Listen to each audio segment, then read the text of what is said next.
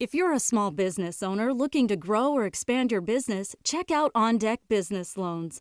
OnDeck offers business loans online from $5,000 to $500,000, and their simple application process only takes 10 minutes.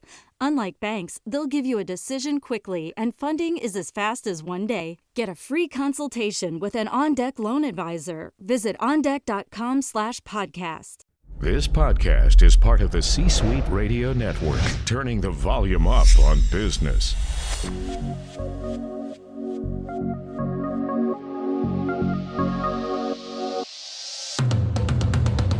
Welcome to the Keep Leading Podcast, a podcast dedicated to promoting leadership development and sharing leadership insights. Here's your host, the Leadership Accelerator, Eddie Turner. Hello, welcome to the Keep Leading Podcast. I'm your host, Eddie Turner, the Leadership Accelerator. I work with leaders to accelerate performance and drive impact. By the way, not only am I the Leadership Accelerator, but I have a custom program by that same name. Contact me to bring the Leadership Accelerator program into your organization. Is it possible that you would be a better person, a better leader, if you had full control over the variables impacting your life? Many of the things that impact you, such as the economy, political unrest, or interpersonal relationships, are beyond your control. However, my guest today, Charles Fred, posits in his book, The 24-Hour Rule, you do have complete control over one very important thing: how you respond and react to the stimulus from another human being. Regaining control of this element of your life will make you a better leader in a frenetic world. So you'll want to pay attention to this episode. Charles will tell us the secret right after this. This podcast is sponsored by Eddie Turner, LLC. Eddie Turner, LLC delivers executive and leadership coaching, professional speaking, facilitation services, and management consulting across the globe. Eddie Turner, LLC also creates voiceovers, serves as a master of ceremonies, as a panel and event moderator, and provides national media commentary. Visit eddieturnerllc.com to learn more. Hello, everyone. Welcome to the Keep Leading Podcast, the podcast dedicated to leadership development and insights. I'm your host, Eddie Turner, the Leadership Accelerator. I work with leaders to accelerate performance and drive impact. Is it possible you would be a better person, a better leader, if you had full control over the variables impacting your life? Many of the things that impact you, such as the economy, political unrest, or interpersonal relationships, are beyond your control. However, my guest today, Charles Fred, posits in his book, The 24-Hour Rule, you do have complete control over one very important thing: how you respond and react to the stimulus from another human being. Regaining control of this element of your life will make you a better leader in a frenetic world. He is here with me today to tell us the secret of how it's done. My guest today is Charles Fred. Charles is a best-selling author and serial entrepreneur. He has devoted nearly 4 decades of his life to discovering new ways for professionals to acquire the skills necessary to compete in industries undergoing major transformation. Considered a pioneer in the e-learning industry, Charles has founded and led several successful companies that provide learning technologies and services. His best-selling book, Breakaway, is credited with introducing a new framework for organizational learning. The 24-Hour Rule, his breakthrough book on leadership, is a highly regarded resource for business executives across industries. And that's what we'll be talking about today. Charles, welcome to the Keep Leading podcast.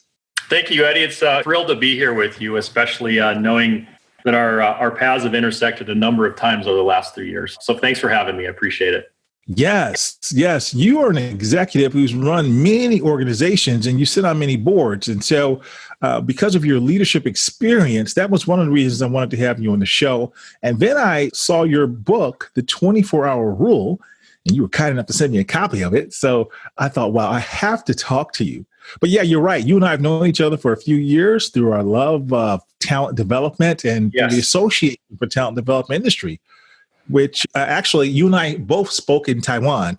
You were on the main stage, though, and I was in one of the breakout rooms. Just to let our audience. I think you resonated pretty well at that conference. So, so again, thanks for having me. I think what you're doing relative to leadership, I think, is a really important piece of work. So any way I can help with your message and your audience, I'm more than willing to be there for you. Well, I certainly appreciate that. I really, really do. By the way, you're the chairman of the board for ATD. How's that going? It's 7 years that I finished. This is my last year. It's been a volunteer effort. It's where you decide to give back and really, especially to the industry that we serve around talent development. So I was thrilled. We were able the last couple of years to recruit Barack Obama in 2018 and of course, Oprah Winfrey this year for our keynote. And I think the industry in general is moving forward very nicely. And I'm thrilled that the professionals in talent development have been able to come together for our events at ATD. So thank you for asking, but this is my last year. It's bittersweet. It's been a good ride, but it's also time for somebody else to come in and lead that organization. Well, you've had quite a run. And I tell you, especially when you mentioned bringing in people like President Barack Obama and Oprah Winfrey the last couple of years, boy, the pressure's on who's ever going to be in charge of this thing next year. I just don't know where they go from there. That's so true. Don't think that hasn't been part of the conversation in the team. All right, what next? But that's somebody else's challenge. So anyway, I'm sure that they'll find some people that can meet the goal there. I'm sure they will. Well, tell us about your new book. I am just so anxious to talk about this, the 24-Hour Rule. Yeah, I think the important part for the listeners, I think, would be, why could we come up with a rule that could help leadership in today's world? And so I need to give you a little background of how in the world did this come about, given the fact that I've been an entrepreneur for nearly 40 years in leadership roles. There's two forces that came together, Eddie. Force number one is I'm a little bit of a nut, but since March 27th of 1985, I've kept a daily journal. I've only missed 200 days or roughly 200 days in 34 plus years. So I have 12,000 pages of a journal that I write down every day. And where I started, of course, is that day in March of 85 was the day my first daughter was born. And I was making all kinds of notes and trying to learn as much as I could because I had no idea what I was doing as a father. And so as my children grew, so did my responsibilities as a leader. And I started really writing down lessons and learnings that I had as a leader. And this goes back, of course, 3 decades. And the important part of this message for this conversation today is that I'm able to see patterns across that period of my lifetime now, because I was looking at decisions I'd made, responses I'd had, relationships I'd built, and the outcomes of those, right? So what I looked back at for force number one is, what did I really have control over? And oddly enough, in all of my journaling, the things that I didn't have control over are things that I tried to control. But there was one thing, one immutable thing that I had complete control over, and that was how I responded and reacted to others. And yet that's the thing that I really had control over. And that's kind of the singular pattern over all those years. I've got a lot of learnings and lessons, and I would encourage anybody to journal because it's such an incredible process for adult learning. Force number two is that I started a research effort 5 years ago today, or in this month, to really look at why small businesses that make it past the startup have trouble growing after they've made it through a really difficult period of time. And one of the patterns that we saw is that poor performing firms were highly stressed out. So these are the firms that we thought had made it through the startup, But we found out they were wildly stressed and they were poor performing in large part because people's minds were constrained by stress. Why did we find this out? Because we did hundreds and hundreds of exit interviews for unplanned turnover, people that were leaving an organization that in many cases the leaders wanted them to stay. And what we found really was a source, and that source was stress. So where I put these two forces together is that we believe deeply that the stress in an organization is driven from the top leader or set of leaders. And impetuous behavior from that point and forward was washing through the organization very, very quickly today. So you might imagine from a leadership perspective, that would be pretty important to those that are leading their organizations. Indeed. Well, thank you for sharing that. So there's a couple of things you mentioned there that I'd like to dig into a little bit more. First off, when I read in your book that you kept a journal as a coach, I got excited because that's one of the main things we advocate for our clients. Let's just say one of the main things, but it is a popular thing that we advocate. But I like how you set it up in the book. As I'm reading it, and I read this sentence where you ask the reader the question, what were you doing on this given day last year? Right. The year before? Right. 5 years, 10 years, and you go back to about 20 years. And I'm reading that thinking, Charles, I can't remember what I was doing this time yesterday. So I like how you explained that you've been keeping this journal, but it was very impressive when you said you've been doing it for more than 30 years and you have more than 12,000 pages. Yeah. And then you said in the book that you have gone so far as to create a taxonomy. Yeah, that's where I'm a little neurotic, maybe. Well, that's where the geek in me got excited again, because I'm like, as a part of knowledge management, that's one of the things I teach. And I'm like, well, wow, you did that for your own personal journal.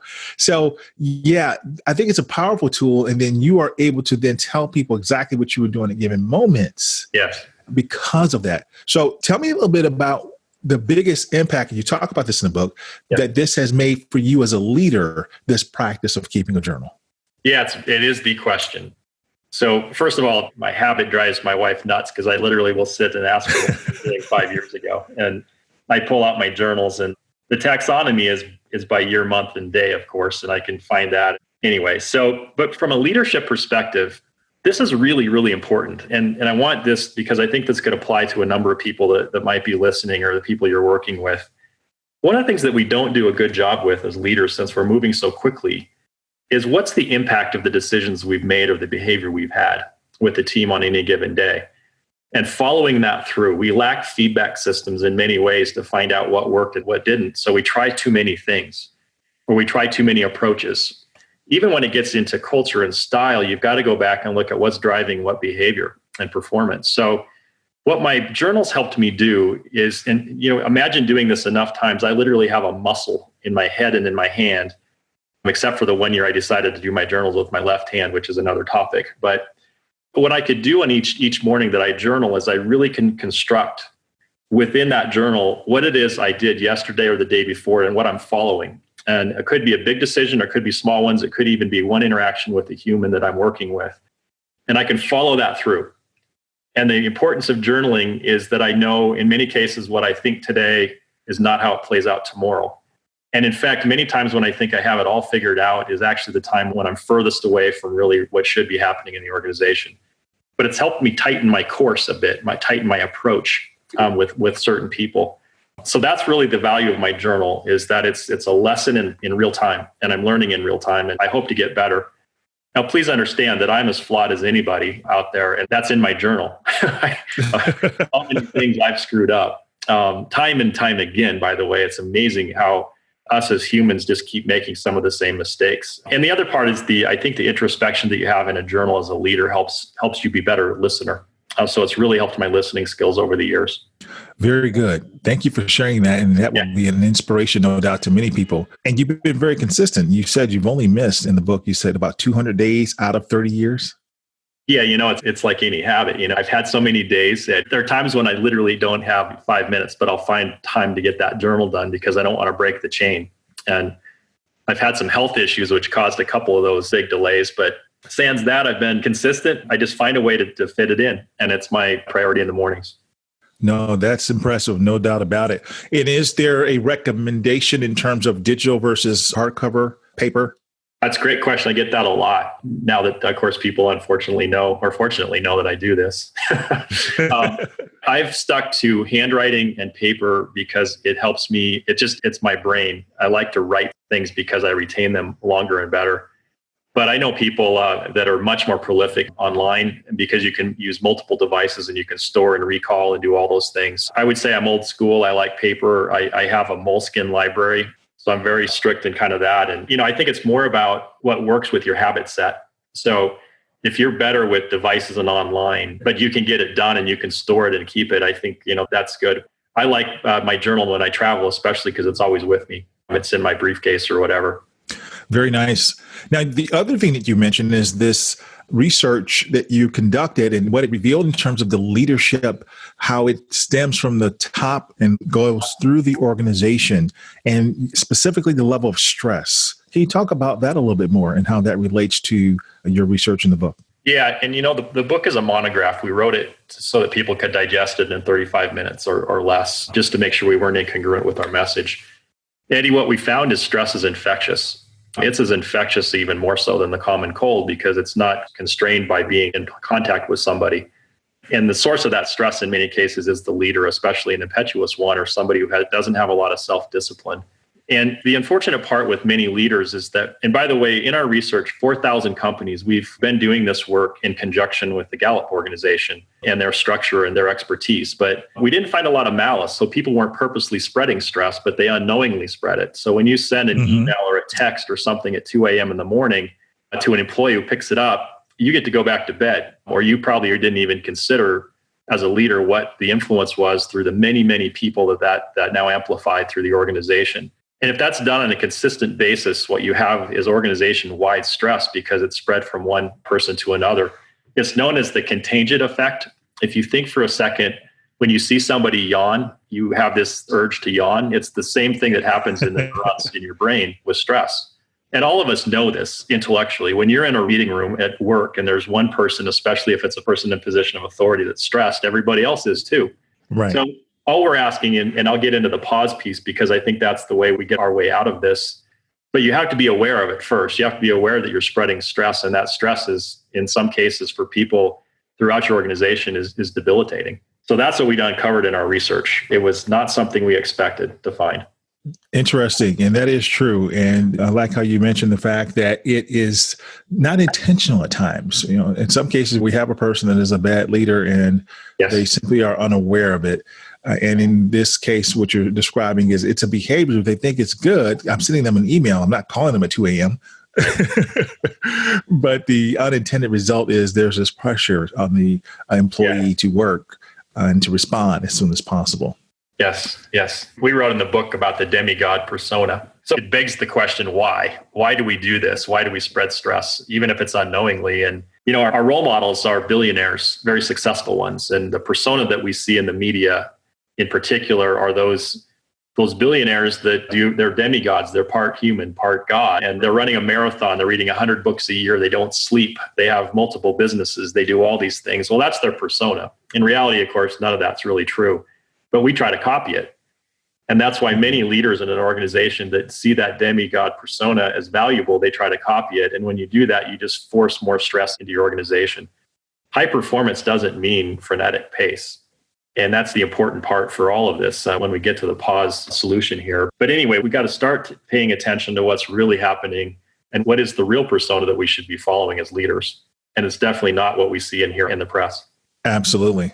Thank you for that added clarification. You bet. All right. Well, we're talking to Charles Fred, the author of the 24-Hour Rule. And what we'll do now is take a break, and we'll return with more right after this. This podcast is sponsored by Eddie Turner, LLC. Organizations who need to accelerate the development of their leaders call Eddie Turner the Leadership Accelerator. Eddie works with leaders to accelerate performance and drive impact. Call Eddie Turner to help your leaders one-on-one as their coach, or to inspire them as a group through the power of facilitation or a keynote address. Visit EddieTurnerLLC.com to learn more. This is Dorothy Siminovich, and I am a coach as social choreographer, and you're listening to the Keep Leading podcast with Eddie Turner. All right, everyone, we're back and we're talking to Charles Fred. Charles is a very senior executive who sits on several boards and has run many companies. He's a serial entrepreneur and the author of a couple of best-selling books. And in this episode, we're talking about the 24-hour rule.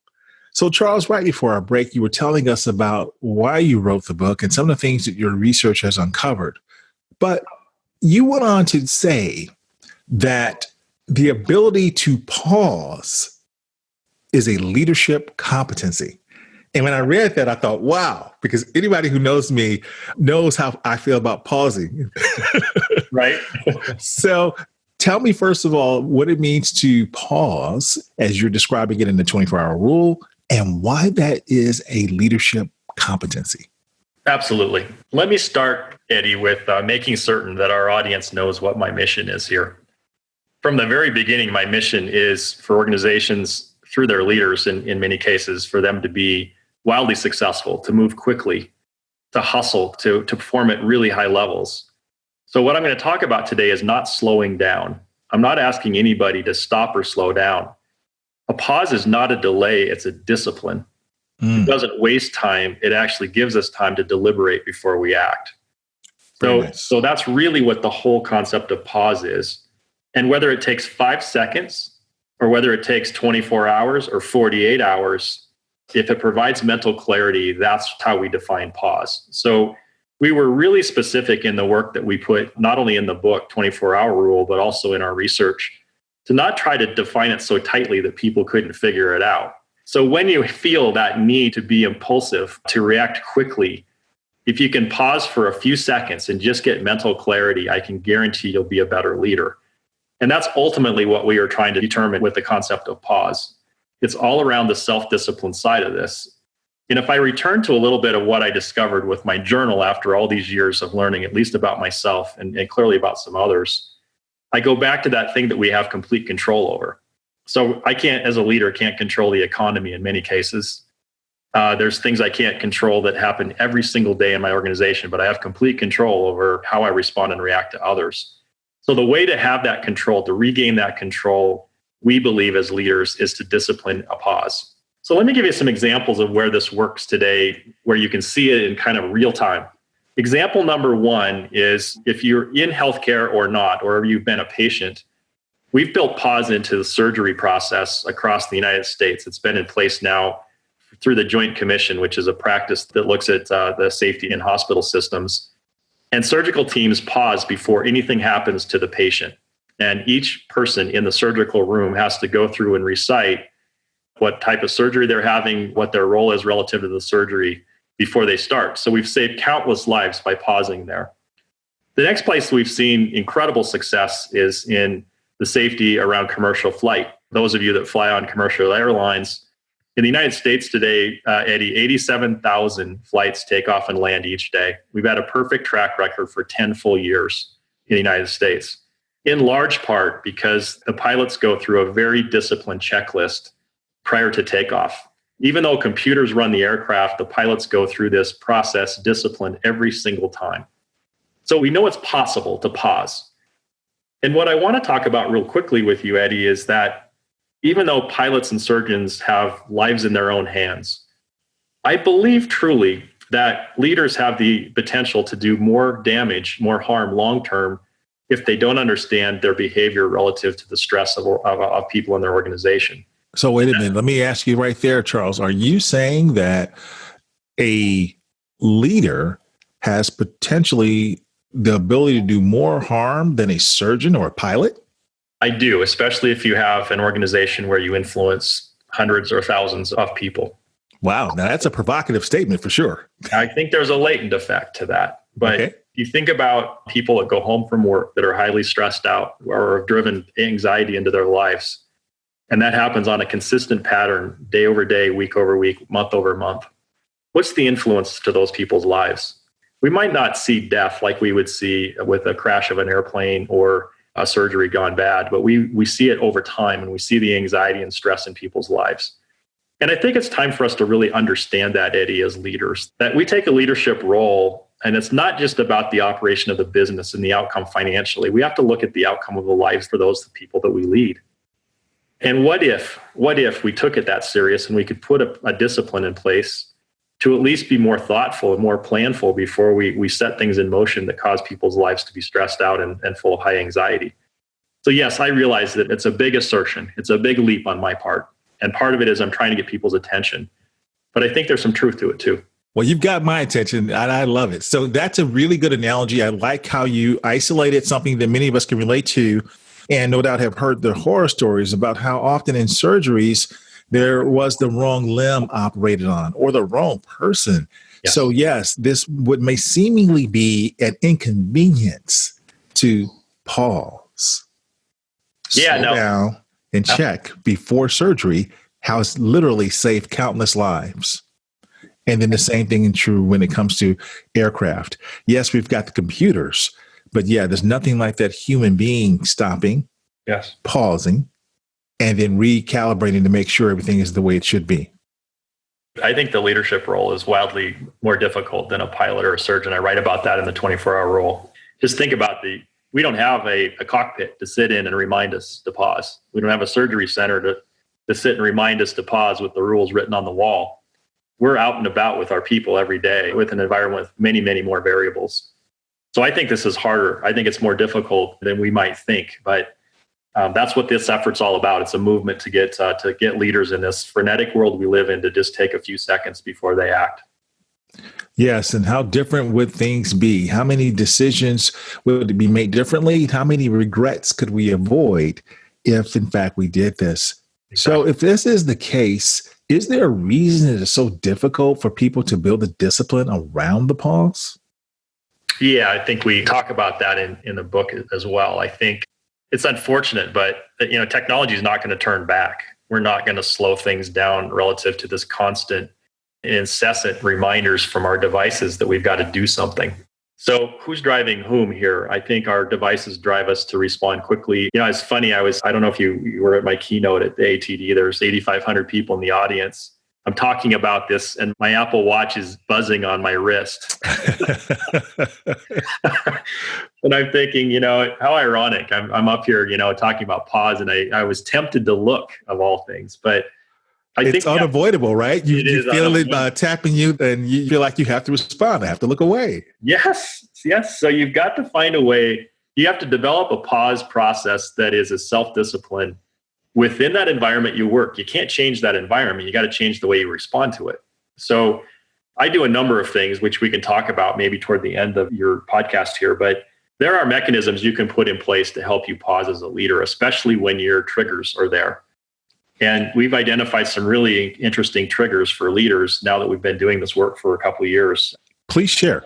Yeah, the triggers, a couple of them. Whatever kind of pings your ego is going to cause you to not pause before you react or respond. And so write those down. If that's people talking about your business or your process or your family, whatever it is that you have that just causes a quick visceral reaction, you've got to write those and know that they're there. I need to take stock, if I'm a leader, of what that trigger is. If it's that person, that employee, that problem employee, or if it's that person and maybe a family member, whatever it may be, first of all, isolate what it is and write that down. Absolutely. I think you nailed it. I think the next is the time of day. There's a time of day that either you're better or worse around responding, especially around emotional issues or big decisions. You got to figure that out. I don't know what people's sleep cycles are like, if you're better in the morning or in the evening, but most of us that when we were doing those exit interviews found that leaders that were doing a lot of communication late in the evening were causing all kinds of stress on people. And I don't know if their brains weren't clicked on, if they'd had a couple drinks, whatever it is that causes those triggers to not be there or to be there and the filters to not be there. I think you got to write those down. So you got to just have some self-reflection if you're going to do this well. So the second step would be to find out what is my optimal time as a leader. If I'm a morning person, that's when I should be responding. I should not be responding in the evening. And then conversely, if I'm an evening person, that's where my response should take place. Although I don't hit the send button, we want them to show up in the morning time. Yes. Somebody who's done some really good work on this is Thrive Global, Ariana Huffington, around sleep. Yes. And, there's been some really good research, Eddie, around that. They might be a great guest for you. But I just think that plays into this too. If you're fatigued, whatever is happening where you're not getting enough rest, you probably don't have a lot of self-discipline around your response. Well, Charles, I'll have to insert that then. That's a good idea because I knew who she was, but I wasn't really following her until the ATD conference in 2015. That's right. She was another one of our guests. I've been able to meet some really amazing people through that process. Yes, you have. And so when you said that, I'm looking at her book on my shelf right now. You're right. When she talked about sleep and the power of sleep and those responses, that was the first time I heard it articulated. And she was really a riveting speaker and had a lot of really good insight, so much so that I did go ahead and buy the book. And you're right. That's a good one. Yes, it's a good reference for all this conversation we're having right now. And so those are the two. Was there any others? Yeah, I think right now what we really want to do to get discipline around this is to be aware. We talked about three things that we do in an organization to help leaders, kind of get a handle on this. First and foremost, Eddie, is you've got to be aware if you're spreading stress or not. I actually think the first thing to do is to go ask the people that work for you, am I stressing you out? I mean, just literally have to start the conversation. And hopefully people will give you at least some feedback. Probably could pick up just based on their body language when you ask that question. But being aware of it is the first thing. And that's why I said we didn't find malicious leaders as a pattern in our research at all. We found basically leaders thought they were just setting a good tone and pace in the organization. They didn't realize they were driving so much stress. So that's the first one. Now, Charles, what if a leader has employees working for them that may not want to answer that truthfully for fear of the boss's response? What other suggestion might they use to get the level of self-awareness that they need about their behavior? Yeah, it's a great question because, all of us know that we don't, especially in a group setting, we're probably not going to get the straight feedback. But I think every leader that I've worked with, and certainly the ones you have as well, have at least a couple truth tellers in their organization or people that will at least give them an ear and give them some level of feedback. I think the thing you've got to look for is you've got to look for truth when you go ask that question. And if they don't respond to you, it's probably you're driving a lot more stress in the organization. Yes. I think the second thing we ask is, let them know you're going to work on it. Try a couple things. Let them know what you're going to try. I think that's the thing that we've seen work really well. It's like acknowledging that you're going to do X, Y, or Z, and you're going to basically put that in motion for a while. And then the third thing is we think you need to put some of this in motion for at least a week and then come back and reference it. Did it work? Did people respond? Did you have a better feel after you interacted with others, especially if you were stressed out yourself? Mm-hmm. And then get some behavior around when you're communicating with people that you lead. I want to try to remind people that stress is the source of stress is almost always the leader of an organization if you have direct influence over others, their time, their careers, whatever. If you have influence over that and you're impetuous, you're probably spreading stress unknowingly. So just keep that in mind when we go through all of this, as you try to practice pause. Thank you. Yes. Now, Charles, you mentioned earlier that you wrote this as a monograph. I'd not heard that phrase before, but you said that it takes about 35 minutes to read. So can you tell us a little bit more about what that means? I know what it means in terms of looking at it because I've read the book, but explain that for our listeners, please. It's an excerpt of multiple pages of research to try to get this into something digestible for people. So there's a belief that we have that many leaders, since that's my audience, you don't have time to read a 400-page book. There's also the dirty secret in book publishing for business in general is that most people that pick up a book read the first 30 to 40 pages. So the monograph is a way to excerpt that into a message where you get the key parts, you get maybe a few anecdotes, and you can go try some things. I think hopefully the idea is that it causes dialogue, inquiry, those kinds of things, but it's digestible. And I think it plays into your whole view around the 140 when you wrote your book based on, just the characters of Twitter, right? So It's the same concept as let's get really important key things in front of people that are digestible versus, a thesis on this concept. And no doubt we could write forever about sleep and all the things that could go into this. But the monograph is designed to be something to get your mind thinking about it, cause and effect, and then put things in motion. Yes, no, very true. And so I hadn't heard that phrase, but yes, that did play a role in my own publishing work. And I have gotten a lot of feedback from that. And the idea that, yes, everybody won't read necessarily a scholarly book, but they will read a tweet. That's for sure. Absolutely. And so a book that was a series of tweets that ended up being a really nice idea and it performed very well. It's great. Yeah, I think you're right on your design there. And this is kind of it's a corollary to that whole idea. I like it. I like it. And the book is a fantastic book. And so the 24-hour rule, we're going to definitely encourage our listeners to pick it up, read it, and understand the power of a pause, understand the power of pausing when it comes to leadership.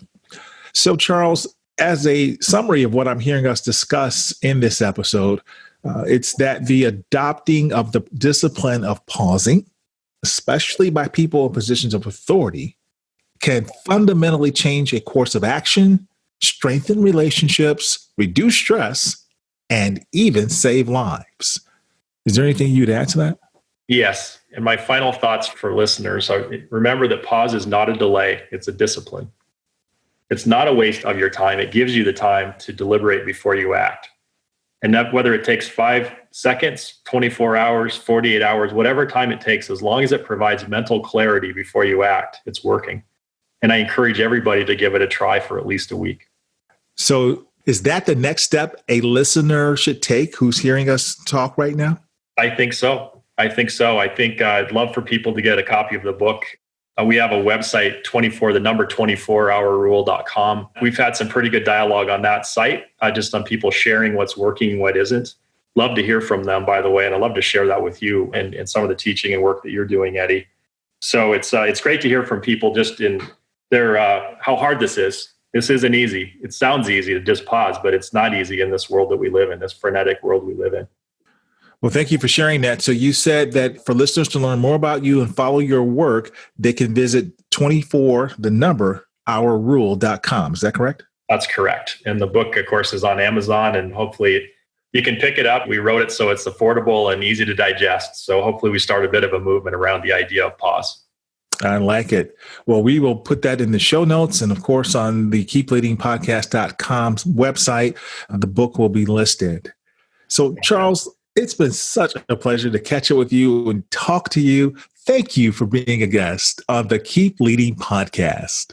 Thank you. I hope that I helped. You've been a tremendous help. And thank you for listening. That concludes this episode, everyone. I'm Eddie Turner, the Leadership Accelerator, reminding you that leadership is not about our title or our position. Leadership is an activity. Leadership is action. It's not the case of once a leader, always a leader. It's not a garment we put on and take off. We must be a leader at our core and allow it to emanate in all we do. So, whatever you're doing, always keep leading. Thank you for listening to your host, Eddie Turner, on the Keep Leading podcast. Please remember to subscribe to the Keep Leading podcast on iTunes or wherever you listen. For more information about Eddie Turner's work, please visit eddieturnerllc.com. Thank you for listening to C-Suite Radio, turning the volume up on business.